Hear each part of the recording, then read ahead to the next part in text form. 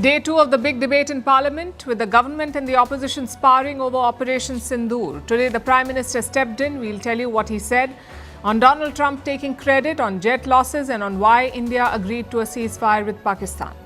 On the other side of the world, Trump is being Trump. He has suddenly taken a tougher line on Russia, giving Putin 10 to 12 days to end the war or face sanctions. We'll tell you what this means. Also, why he's blocked the Taiwan president's visit to New York. Why Apple has shut its store in China, the first time this has happened. How Trump has fact-checked Benjamin Netanyahu on the starvation in Gaza, and should that give some hope to Palestinians. Why China suffers deadly floods year after year. How India's Project Tiger is going global. Why Microsoft is turning your car into your conference room, and who asked for it. Why India has established formal contact with the new regime in Syria. And what you should know before taking weight loss drugs. You've seen the bold promises, but do check the warnings in the fine print. All this and more coming up. The headlines first. The International Monetary Fund lifts the global growth forecast for 2025, projects a 3% growth, up from 2.8% in April. Donald Trump's sweeping tariffs have led to a bigger than expected surge in trade. The IMF has also raised India's growth forecast to 6.4% for 2025-2026. and the next financial year as well. An uneasy ceasefire holds between Thailand and Cambodia, but Bangkok claims that overnight skirmishes breached the truce. The military commanders of both the countries met today. The border clashes have killed more than 40 people since Thursday and displaced over 300,000. US President Donald Trump condemns the mass shooting in New York, calls it a senseless act of violence carried out by a quote-unquote crazed lunatic. A gunman fatally shot 4 people before taking his own life. One of those killed was a police officer. The building where the attack took place is the headquarters of the National Football League. Looting and violence grips Angola's capital for the second consecutive day. The clashes started on Monday amid protests over rising fuel prices. At least 4 people have been killed and hundreds arrested. Earlier this month, the government raised the heavily subsidized fuel prices. Angola is one of Africa's top oil producers. And Kazakhstan gets the green light to export coal to the European Union through Russian ports. The approval comes despite sanctions on Moscow over the Ukraine war. Kazakhstan is the EU's largest Central Asian trading partner. It is rich in natural resources, but exports through Russia because it is landlocked.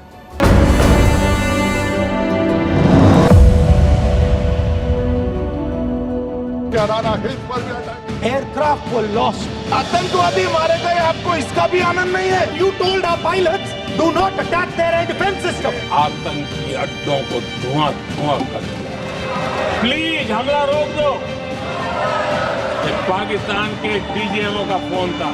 Let him say here that Donald Trump, you're a liar. You did not make a ceasefire. Bharat आएगा और मार के जाएगा। ये new normal Bharat ने set कर दिया।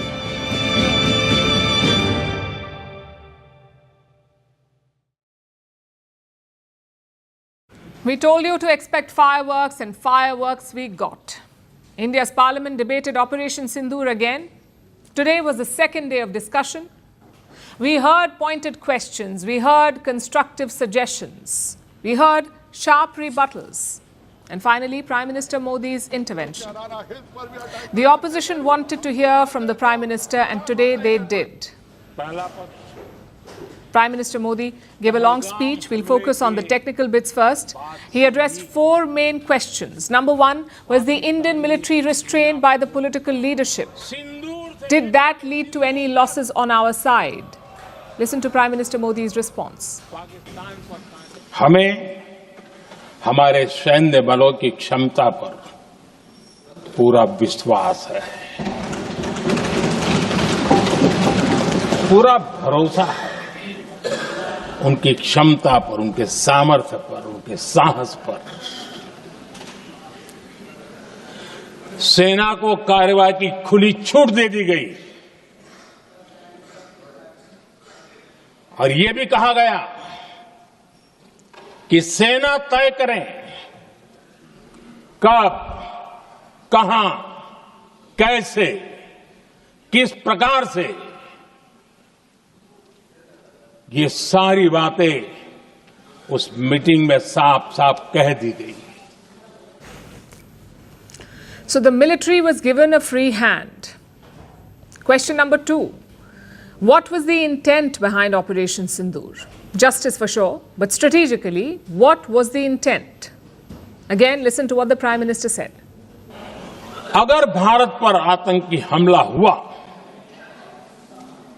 तो हम अपने तरीके से, अपनी शर्तों पर, अपने समय पर जवाब दे करके रहेंगे। कोई भी न्यूक्लियर ब्लैकमेल अब नहीं चलेगा। हम आतंक की सरपरस्त सरकार और आतंक के आकाओं उनको अलग अलग नहीं देखेंगे। पाकिस्तान के एयरबेस एसेट्स को भारी नुकसान हुआ और आज तक उनके कई एयरबेस आईसीयू में पड़े हैं। Next is question number 3. What role did the US play? And this is something that the opposition is hammering away at. Donald Trump has repeatedly claimed credit for the ceasefire between India and Pakistan. He says he used tariffs to bring India to the talking table. Other Indian officials have rejected this claim. But today, Prime Minister Modi gave his account. दुनिया के किसी भी नेता ने भारत के operation रोकने के लिए नहीं कहा। 9 तारीख को रात को अमेरिका के उपराष्ट्रपति जी ने मुझसे बात करने का प्रयास किया। वो घंटे भर कोशिश कर रहे थे, लेकिन मेरी सेना के साथ मीटिंग चल रही थी, तो मैंने उनका फोन उठा नहीं पाया। बाद में मैंने उनको कॉल बैक किया। मैंने कहा कि आपका फोन था, 3-4 बार आपका फोन आ गया, क्या है? तो अमेरिका के उपराष्ट्रपति जी ने मुझे फोन पे बताया कि पाकिस्तान बहुत बड़ा हमला करने वाला है। ये उन्होंने मुझे बताया। मेरा जो जवाब था, जिनको समझ नहीं आता है उनको तो नहीं आएगा।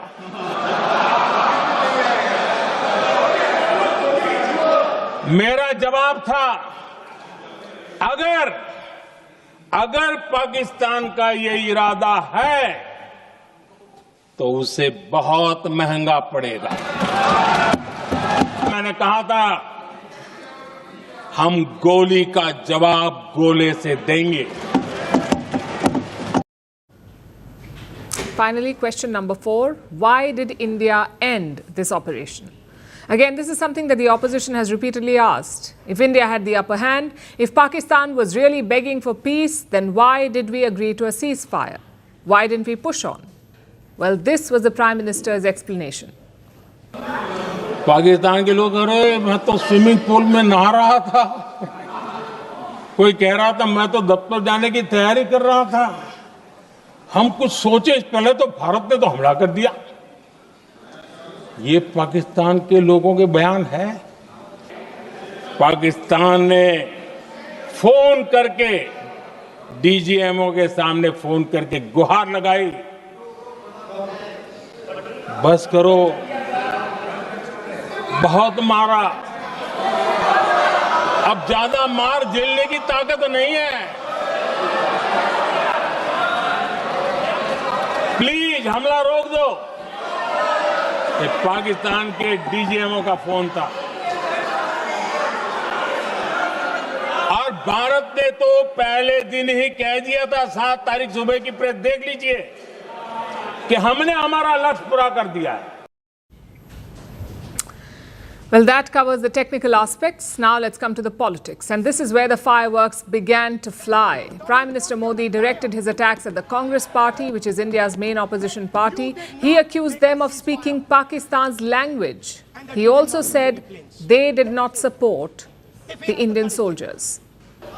भारत आत्मनिर्भरता की ओर तेज गति से आगे बढ़ रहा है, लेकिन कांग्रेस मुद्दों के लिए पाकिस्तान पर निर्भर होती जा रही है।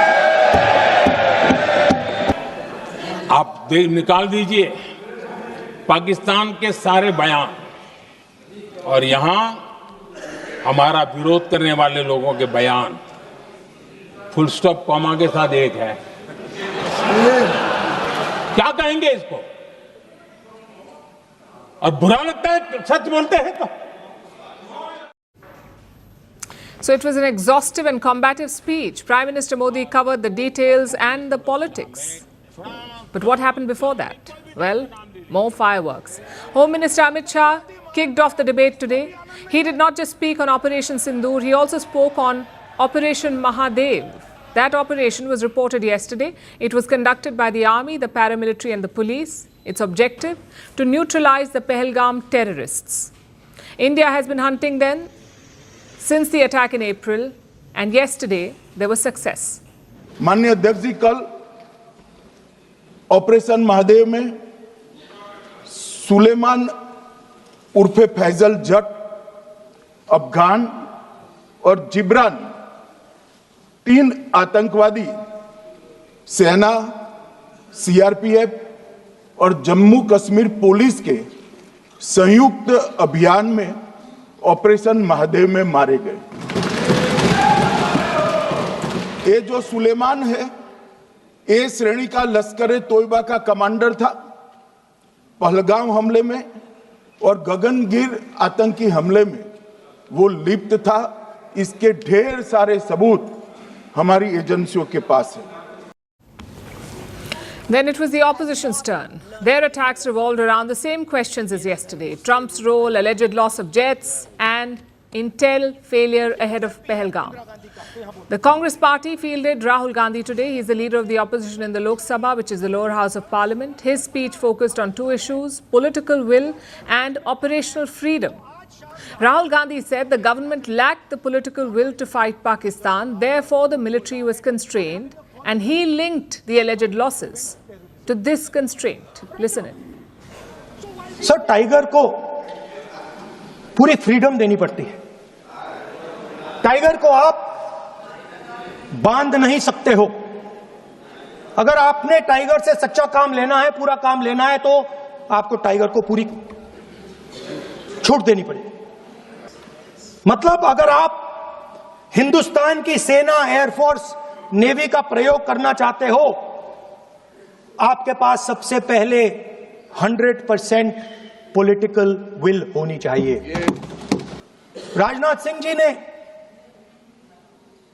अपने भाषण में कल 1971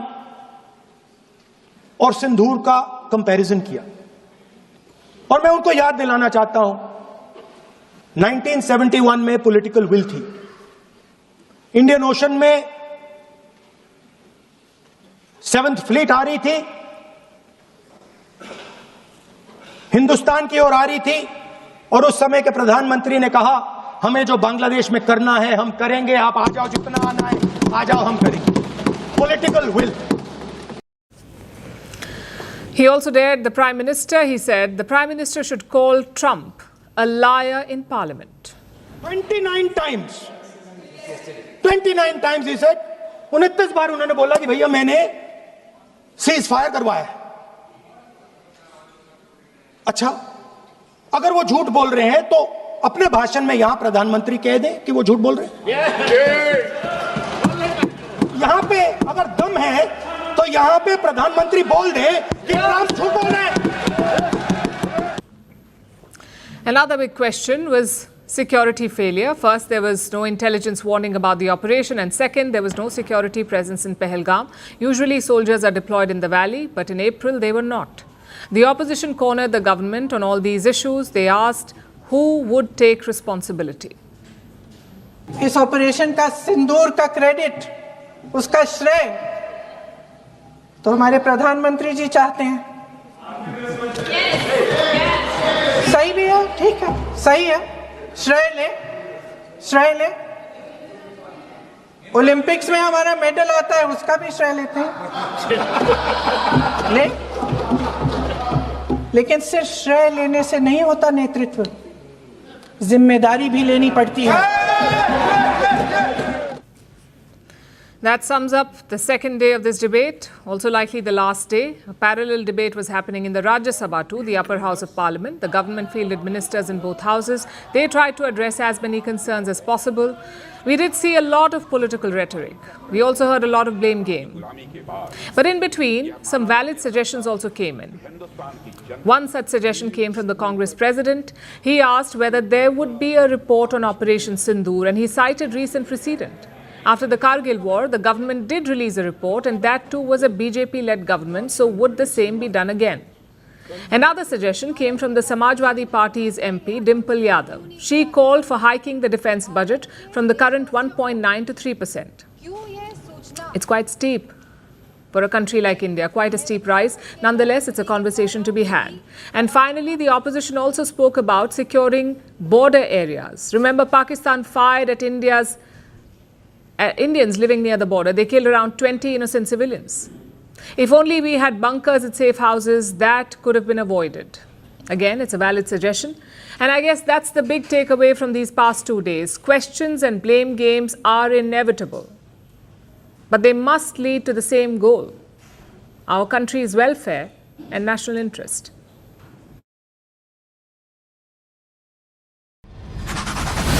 I'm disappointed in President Putin.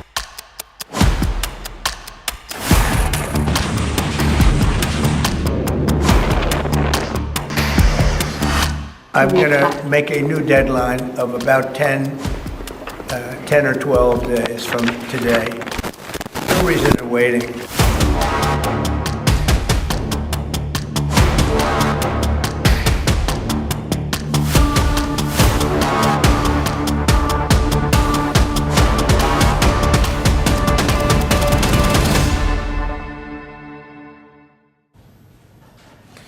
Just last year, Donald Trump wanted nothing to do with Ukraine. He said it wasn't America's fight and that Europe should handle it. He campaigned to end the war in 24 hours. On day one, his first day in the White House, he wanted the war to end. Then after taking office, he praised Russia. He called President Putin a genius. He brushed off the Ukrainian leader. Zelensky was treated as a nuisance. But of late, Trump has changed his tune. He's cozying up to Ukraine and he's slamming his BFF Putin. Trump has now given Russia a new deadline, a deadline of 10 to 12 days. Declare ceasefire or face sanctions. Yeah, I'd say 10 to 12 days. I'll announce it probably tonight or tomorrow. But there's no reason to wait.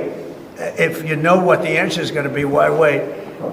And it would be sanctions and maybe tariffs, secondary tariffs. You know what a secondary tariff is. Well, 2 weeks ago, Trump gave Putin 50 days, 50 days to halt this war in Ukraine. But now he says there's no reason to wait. He says he's had enough of stalling, of fake promises, and of the endless bombing. Now, this is the most direct threat that Trump has made against Russia, and it's caught everyone off guard. You know, Russia could be so rich right now. Instead, they spend all their money on war. They spend everything on war and killing people, and it doesn't make sense to me. I thought he would want to end this thing quickly. I really felt it was going to end, but every time I think it's going to end, he kills people. Well, this is not the Trump we've known for years. He's always liked Vladimir Putin. He's had a soft corner for the Russian president. So what explains this change of heart? Well, you could say it's part frustration and part optics. Behind closed doors, Trump believes that Putin is stringing him along. The Russian president may talk about peace, but he's still bombing Ukraine. Even the First Lady pointed it out, and that seems to have hit Trump hard. I'm not so interested in talking anymore. He talks, we have such nice conversations, such respectful and nice conversations, and then people die the following night with a missile going into a town and hitting, recently I guess the nursing home, but they hit other things. Whatever they hit, people die. How has Russia reacted to this? So far, Moscow has not said much. The Kremlin has noted the deadline, but it has offered no other signal, no indication that they plan to comply. And it's not hard to see why Russia is not panicking, at least not yet. This war has dragged on for more than 3 years. Past talks have gone nowhere. Russia is still on the offensive. They have been launching drone swarms and missiles daily. Plus, Putin's demands are still totally unacceptable to Kiev. So Trump may change his tune, but Moscow seems unbothered. We have taken note of President Trump's statement yesterday. The special military operation continues, and we remain committed to the peace process to settle the conflict in Ukraine and ensure our interest during the settlement. Meanwhile, Ukraine is ecstatic. For Kiev, this is much more than a headline. This is a lifeline. Because for the first time, Trump is putting real pressure on Russia. He's also helping send weapons to Kiev. So Ukraine has a lot to cheer about. Today, there is a particularly significant statement from President Trump, and it is true, it is Russia that is doing everything to derail peace efforts and prolong this war. Nightly strikes, constant attempts by Russia to inflict pain on Ukraine. Indeed, peace is possible when action is strong and determined. But what exactly is Trump's plan? What happens if Russia does not comply? Well, the US president is threatening sanctions. More importantly, he isn't just threatening Russia, he is also going after its trading partners.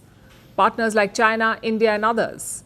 The idea is to sanction them if they continue to buy Russian oil and gas. And if enforced, this could disrupt global trade. It could isolate Russia from the global economy. Of course, it could also backfire badly. And here's where it gets more interesting. Putin is headed to China in early September. They'll have a massive military parade marking the end of the Second World War. China has planned a big show on the 3rd of September. They've invited several world leaders, and some reports suggest that Trump has also been invited. Will he go? Not confirmed. The White House has not said anything about it. But what happens if he does show up?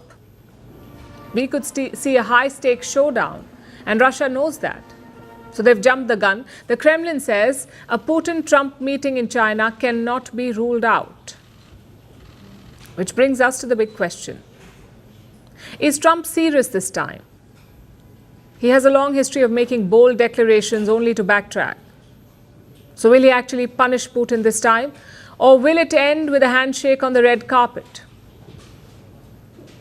In Trump's world, anything is possible. Right now, the ceasefire clock is ticking, but no one knows what happens when it runs out. The next few weeks could change everything or nothing at all.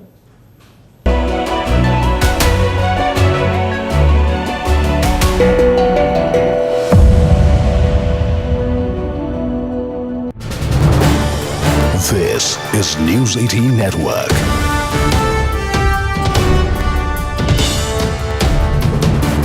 India's largest news network.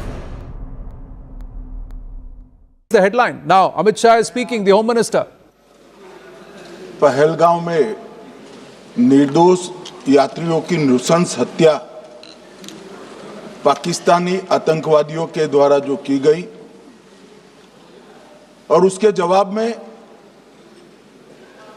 देश के प्रधानमंत्री जी ने दृढ़ इच्छा शक्ति का परिचय कराते हुए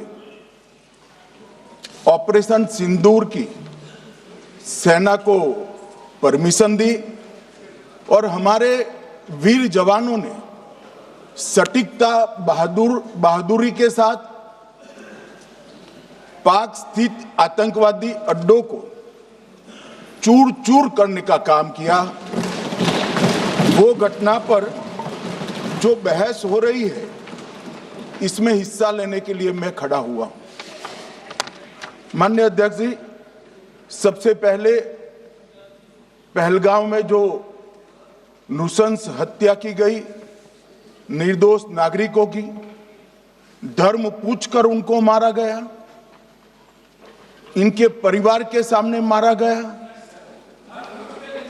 और बड़ी बर्बरता के साथ ये हत्याएं की गई, इसकी मैं घोर निंदा करता हूं और जो मारे गए हैं इनके परिजनों के साथ अत्यंत हृदय की गहराइयों से मैं संवेदना भी व्यक्त करना चाहता हूं। ऑपरेशन सिंदूर के जवाब में पाकिस्तान के हमारे नागरिक ठिकानों पर गोलीबारी की, इसमें भी कुछ नागरिक हताहत हुए, गुरुद्वारा भी टूटा, मंदिर भी टूटा। जो भी नागरिक उसमें घायल हुए हैं और जो हताहत हुए हैं, वो सभी के प्रति मैं पूरे सदन की ओर से गहरी संवेदना व्यक्त करना चाहता हूं। माननीय अध्यक्ष जी, कल से यहां पर पक्ष और विपक्ष दोनों की चर्चा चल रही है और स्वाभाविक है, जब इस तरह की नृशंस घटना घटे देश में, तब इस पर मुक्त चर्चा भी होनी चाहिए, चिंतन भी होना चाहिए, आगे न हो इसकी व्यवस्था की भी चिंता होनी चाहिए। माननीय अध्यक्ष जी, मैं विषय पर आने से पहले आपके माध्यम से सदन को और सदन के माध्यम से पूरे देश को ऑपरेशन महादेव जो कल एक हुआ है, इसकी जानकारी देना चाहता हूं। माननीय अध्यक्ष जी, कल ऑपरेशन महादेव में सुलेमान उर्फे फैजल जट, अफगान और जिब्रान, 3 आतंकवादी सेना, सीआरपीएफ और जम्मू कश्मीर पुलिस के संयुक्त अभियान में ऑपरेशन महादेव में मारे गए। और माननीय अध्यक्ष जी, ये जो सुलेमान है, ए श्रेणी का लश्कर तोयबा का कमांडर था। पहलगाम हमले में और गगनगिर आतंकी हमले में वो लिप्त था। इसके ढेर सारे सबूत हमारी एजेंसियों के पास है। अफगान ए श्रेणी का लश्कर तैयबा का आतंकवादी था और जिब्रान भी A grade.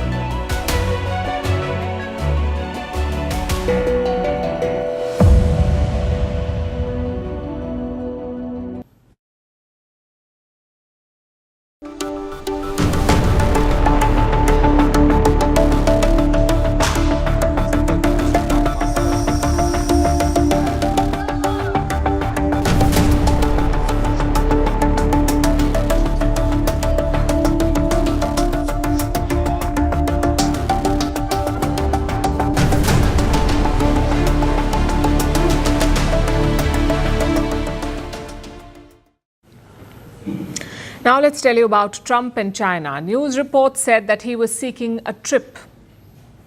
Well, Trump has slammed them, saying he's got an invite from President Xi.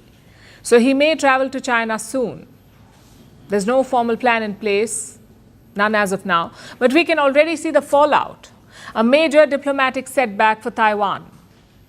Their president, the Taiwanese president, Lai Ching-te, was supposed to go to New York.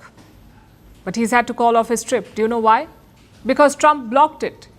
He refused to have the Taiwanese leader over for fear of upsetting China.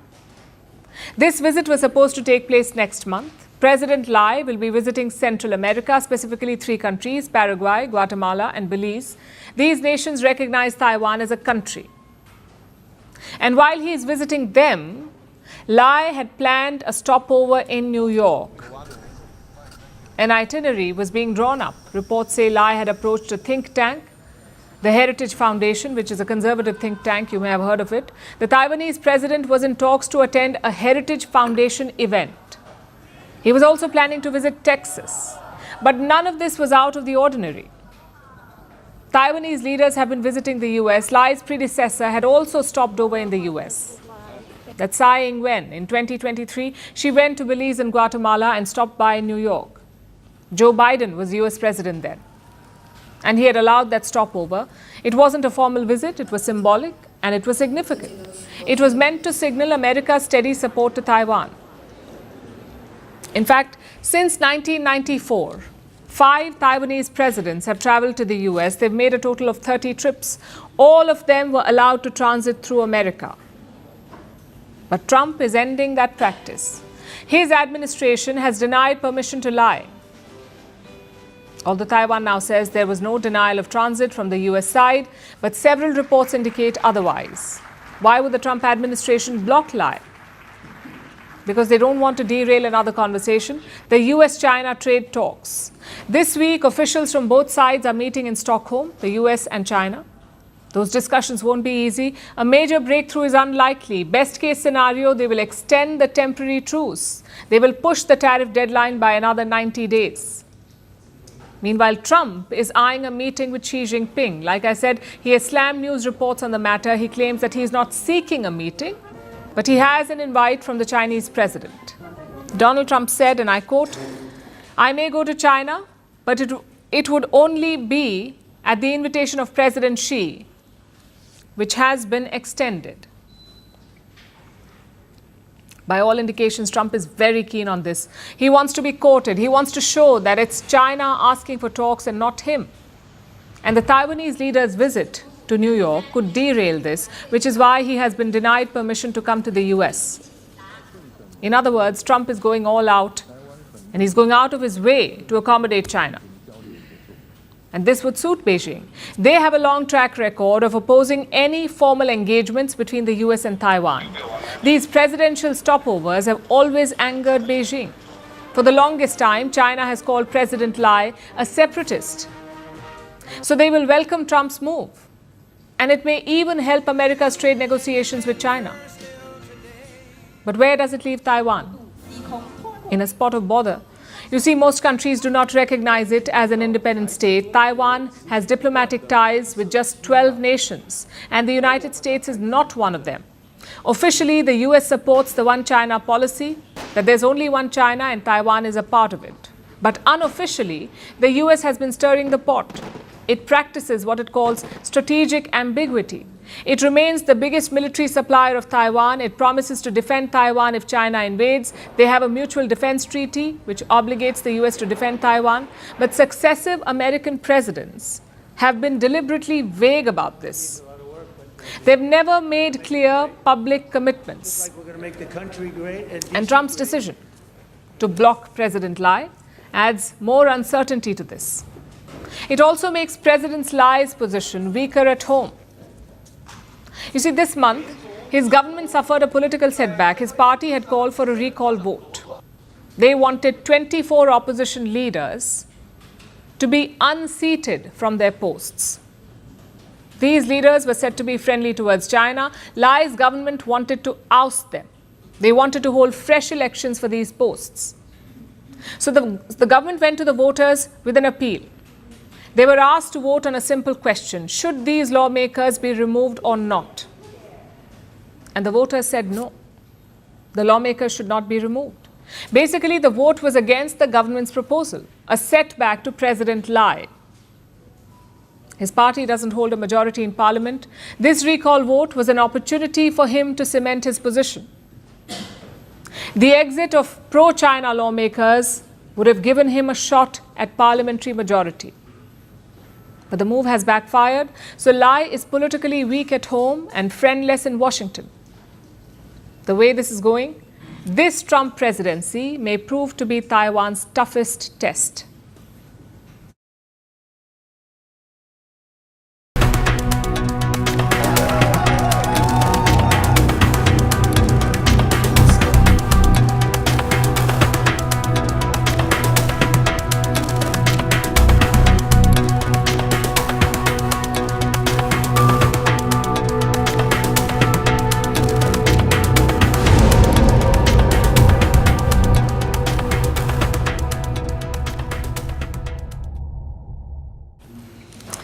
Our next story is about Apple and China. They were once considered inseparable.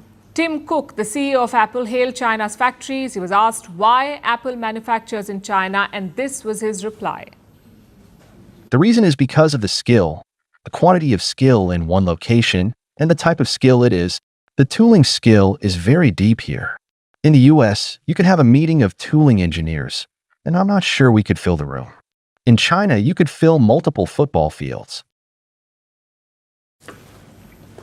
Tim Cook made a strong case for China. But this love affair may be coming to an end. Apple has taken a tough decision. It is shutting a retail store in China. And this is happening for the first time. Apple is shutting a store in Dalian City. It was inside a mall. Apple says several retailers are leaving this mall, and so are they. The employees from the store will be absorbed elsewhere. But why is this a global headline? Because it points to a larger trend. Apple has been struggling in China for a while now. Sales have been sluggish. Revenue from China has been on the decline. For 6 quarters now, the numbers have been falling. Apple's smartphone business in particular has struggled. In 2023, iPhones commanded close to 18% market share in China. 18%. Last year, it shrunk to 15.5%. What explains this decline? The rise of local players in China, the likes of Huawei, Xiaomi and Vivo. They're fast catching up. They're cutting into Apple's market share. And this has hit Apple's expansion plans as well. In China, the company has been slow. Especially since the pandemic, they've gone slow in adding new stores. Instead, Apple has been focusing on other markets like India. Here, Apple investments have picked up in the last 2 years. They opened their first retail store in 2023 in India. And since then, they've been expanding, both in physical and online retail. In the coming months, the company plans to add 4 new stores. And this does not mean that Apple is pulling out of China. It's still a very big market. They will still continue to open new stores in China. But when it comes to growth, the focus is clearly shifting from China to India. Same for their manufacturing plans. Apple has made a long-term bet on India. It not only wants to sell more in the Indian market, it has started assembling many products here, especially iPhones. As of April this year, India, in fact, made phones worth $22 billion for Apple. iPhones worth $22 billion. And this has propelled India to the top. It has now overtaken China. India has become the top exporter of smartphones to the US. It's beaten China. 44% of devices sold in the US were made in India. We are talking about sales from April to June this year. And over the past year, the volume of supply has soared by 240%. Compare this with the numbers for China. From April to June, for the same period, China's share in exports contracted from 61% to 25%. 61 to 25. So clearly, India has eaten into China's share, and this surge was driven primarily by Apple's iPhone exports from India. I must add here, this trend is not limited to Apple. Its global peers have similar plans. Companies like Samsung and Motorola, they too want to shift the assembly of their phones. They want to supply to the US via India. And they have shifted some of their production, but the progress has been slow. So Indian smartphone suppliers are making their mark. But they remain vulnerable because Donald Trump has threatened to target this supply. In fact, he has warned Apple in particular. In the month of May, Trump threatened Apple with 25% tariffs, and this was for making iPhones in India. Trump said Apple should make in America. If not, the phones will face tariffs, 25%. He's yet to slap this tariff, but the threat alone triggers uncertainty and fear.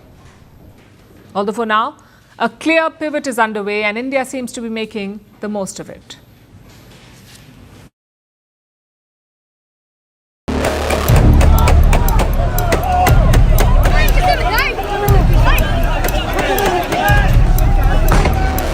Campaign of starvation in Gaza. What a bold-faced lie. I mean, some of those kids that's real starvation stuff. I see it. And you can't fake that.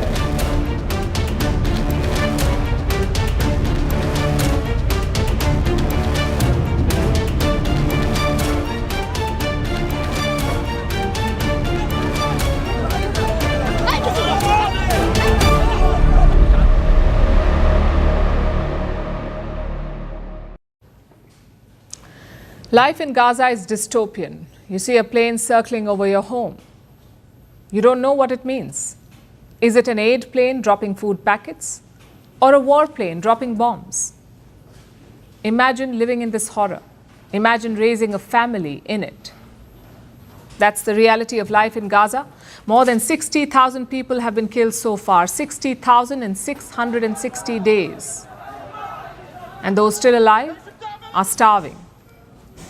Around 39% Gazans are going multiple days without food. 16% of the children are acutely malnourished. And more than 120 have died of hunger. We showed you the scenes yesterday. It's absolutely heartbreaking. A United Nations assessment says a famine is unfolding in Gaza. Let that sink in. A famine in 2025. UN agencies have declared famines only a handful of times, like in Somalia in 2011, South Sudan in 2017, and Sudan in 2024. And at this rate, Gaza could be next. And this one is totally man-made. There is no shortage of food or supplies. The problem is delivery. The problem is getting this food inside Gaza. Until this week, Israel was blocking all aid movements, but they buckled under global pressure. They've started allowing some aid to enter. Still, Israel refuses to accept the truth. Their prime minister says there is no starvation in Gaza. But even his top ally is not buying it. For a change, Donald Trump is doing the fact-checking. There is no policy of starvation in Gaza, and there is no starvation in Gaza.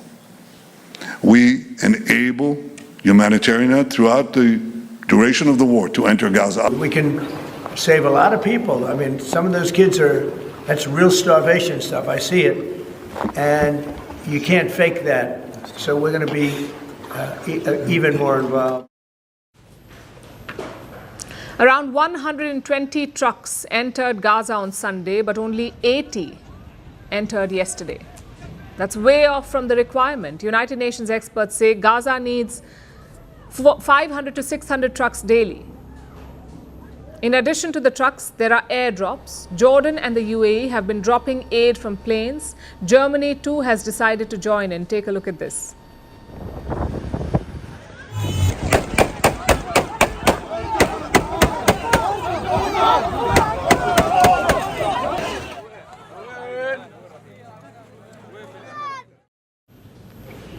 So the world is clear on one thing: Gazans must be fed.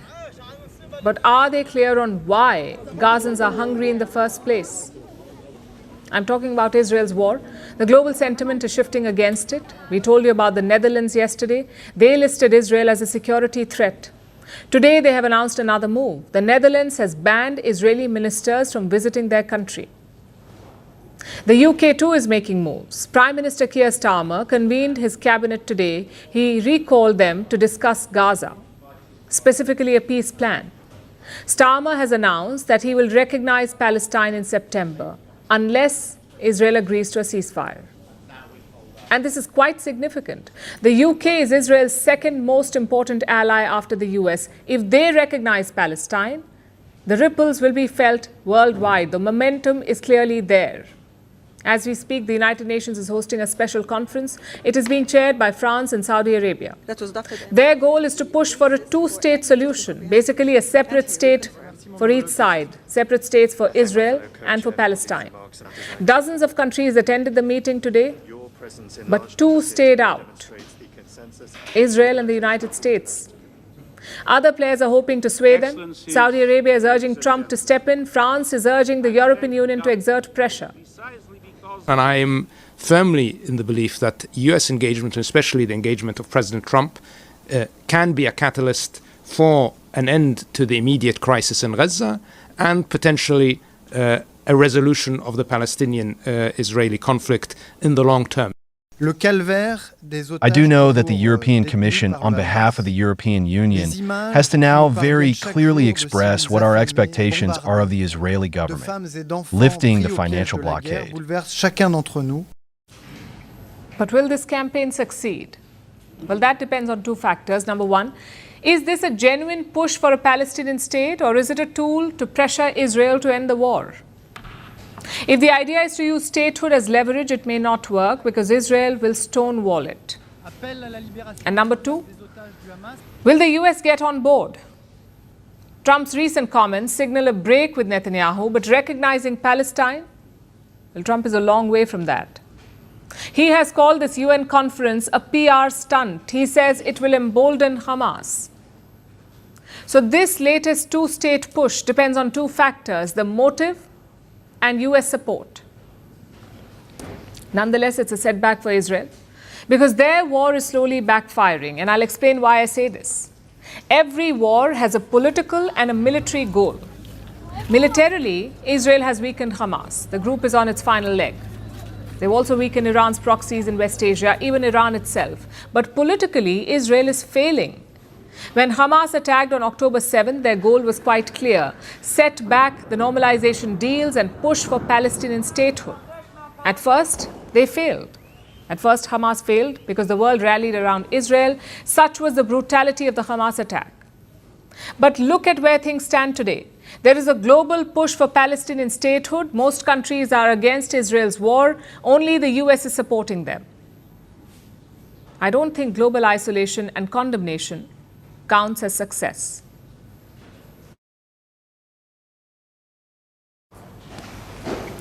In recent days, torrential rains have battered northern China. They have set off massive floods and landslides. They've destroyed homes and businesses, left more than 100 villages without power, and killed nearly 40 people. Several others remain missing. And 80,000 people have been evacuated. Beijing has activated its highest level flood alert. It has called for all-out rescue efforts. What I've just told you could have been last year's story, or from the year before, because this happens every year. China is hit by deadly floods every year. Our next report tells you why. Roads turn to rivers. Entire villages covered in mud. Homes mangled. Bridges destroyed. Livelihoods lost. And devastation as far as the eyes can see.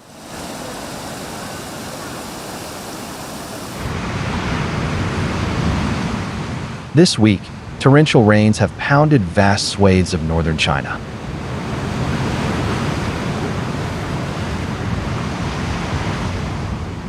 Unleashing floods, which have uprooted trees, left cars scattered across the city, triggered landslides, and killed at least 38 people in Beijing and the surrounding areas. Several others have been injured. Some remain missing. At least 136 villages have suffered power outages. Everything is gone. Everything in the village is gone. No electricity, no water. This has never happened before, not in all these years. We've never seen rain this heavy. There's nothing we could do. Yesterday, Beijing activated its highest level flood alert, urging residents to stay indoors, temporarily closing schools, construction sites, and tourist attractions, and calling for an all-out search and rescue effort. The government ordered authorities to plan for worst-case scenarios.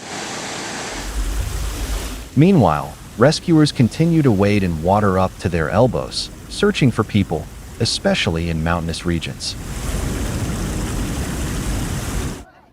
So far, more than 80,000 people have been evacuated.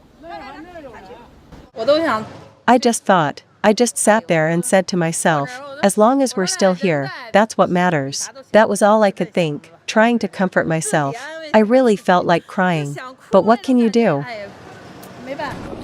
Information about natural disasters is tightly controlled in China.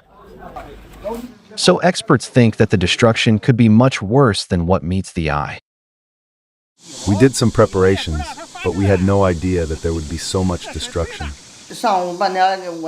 This morning, I spent half the day here, cleaning up. It's already been 2 days, and no one's come to help. President Xi Jinping says that China is currently in the critical period of flood prevention from July to August. But he has come under fire over poor preparation ahead of the casualties and property loss. According to reports, social media platform Weibo has been partially censored. After all, China is no stranger to powerful rainstorms and deadly floods. In recent years, its lethal summer has worsened thanks to climate change. It has made extreme weather events more frequent and more destructive. In 2023, Beijing was struck by its heaviest rainfall in 140 years. Just last year, China witnessed the highest number of floods since 1998. And this year, the monsoon in northern China has began abnormally early, with the average rainfall almost 30% higher than the same period in previous years. And there is no immediate respite. More rain is forecast in the coming days, but it is expected to weaken by tomorrow night. That said, flash floods, mudslides, and landslides in mountainous areas will continue to be a risk for some time. But as much of northeast China sits submerged, it can only hope that the worst is over.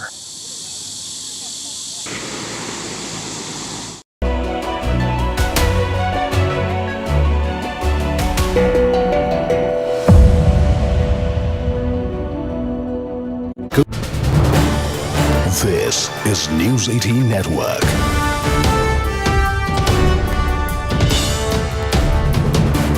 India's largest news network. The headline. Now, Amit Shah is speaking, the Home Minister. Pahalgam में निर्दोष यात्रियों की नृशंस हत्या पाकिस्तानी आतंकवादियों के द्वारा जो की गई और उसके जवाब में देश के प्रधानमंत्री जी ने दृढ़ इच्छा शक्ति का परिचय कराते हुए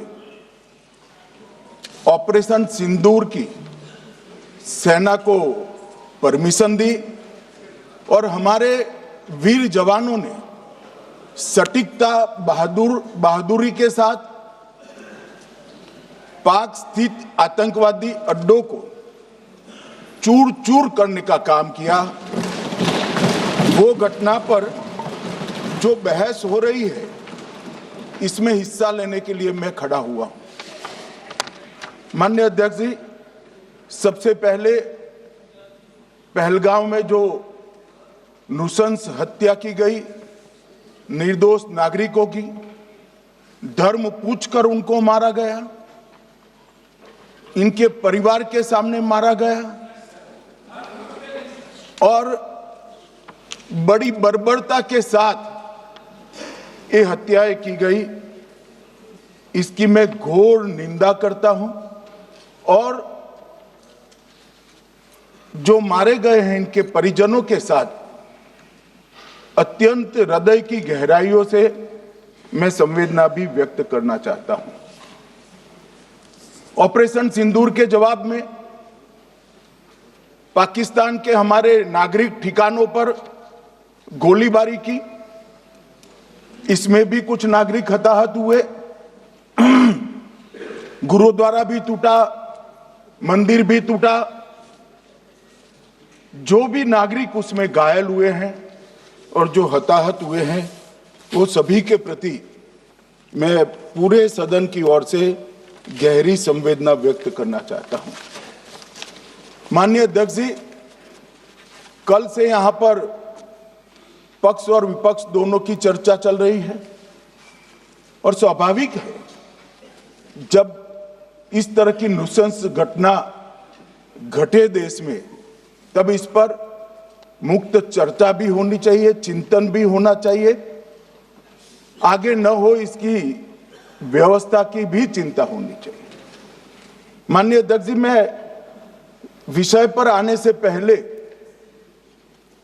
आपके माध्यम से सदन को और सदन के माध्यम से पूरे देश को ऑपरेशन महादेव जो कल एक हुआ है इसकी जानकारी देना चाहता हूं। माननीय अध्यक्ष जी, कल ऑपरेशन महादेव में सुलेमान उर्फे फैजल जट, अफगान और जिब्रान 3 आतंकवादी सेना, सीआरपीएफ और जम्मू कश्मीर पुलिस के संयुक्त अभियान में ऑपरेशन महादेव में मारे गए।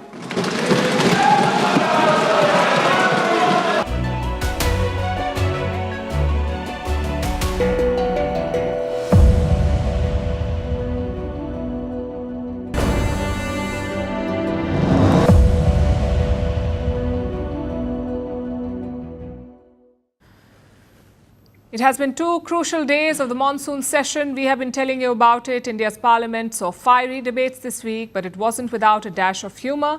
Parliamentarians are rhyming words, using some clever wordplay, cracking jokes, and even fighting for the best seat in the House. Goes to show that no matter how serious the discussion may be, India's lawmakers know how to land a punch and a punchline. Take a look. 22 तारीख को हमला होता है, 17 दिन बाद 7 मई को सिंदूर operation सिंदूर होता है। देश का मन क्या था? देश में इतना गुस्सा था, वो तीसरे दिन चाह रहा था ऑपरेशन सिंदूर नहीं, ऑपरेशन तंदूर चला। और डोनाल्ड को चुप कराओ, डोनाल्ड का मुंह बंद कराओ, नहीं तो हिंदुस्तान में मैकडोनाल्ड को बंद कराओ, अमेरिका के।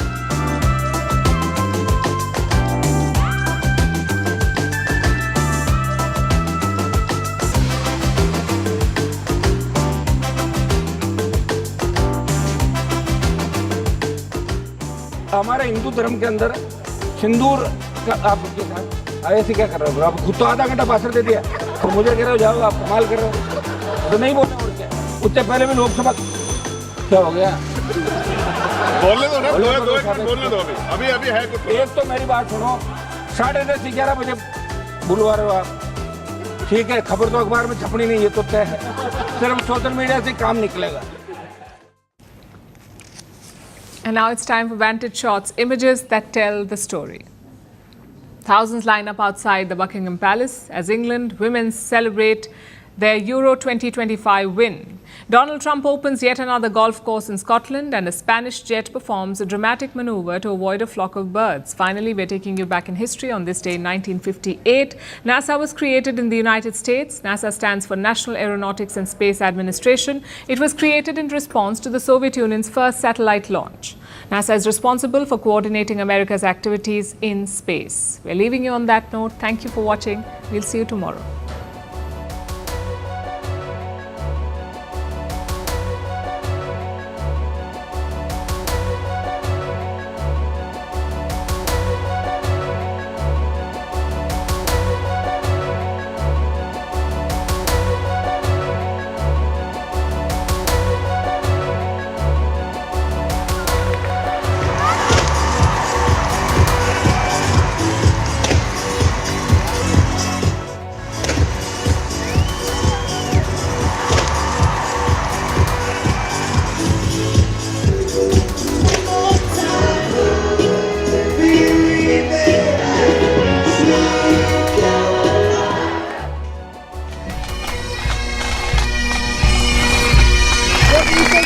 It's time to face Mr. President.